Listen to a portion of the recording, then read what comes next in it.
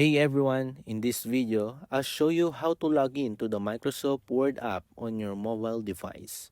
Whether you're using an iPhone or Android device, signing in gives you access to your documents, cloud storage, and syncing features across all of your devices.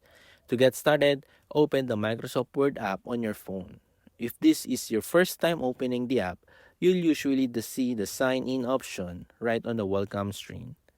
If you're already inside the app, tap on the profile icon in the top corner of the screen and select Sign In or Add Account. Next, enter your email address associated with your Microsoft account and tap Continue or Next.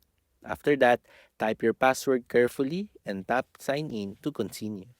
If you have two-factor authentication enabled on your account, Microsoft may ask you to verify your identity using a code sent to your email address, phone number, or authentication app. Once the verification is complete, you'll be logging in automatically and your files stored in the cloud while being syncing to the app. You can now create, edit, save, and access your documents from anywhere using your mobile device. And that's it. That's how you can log in to the Microsoft Word app on mobile. If this video helped you, don't forget to like, subscribe, and I'll see you in the next one.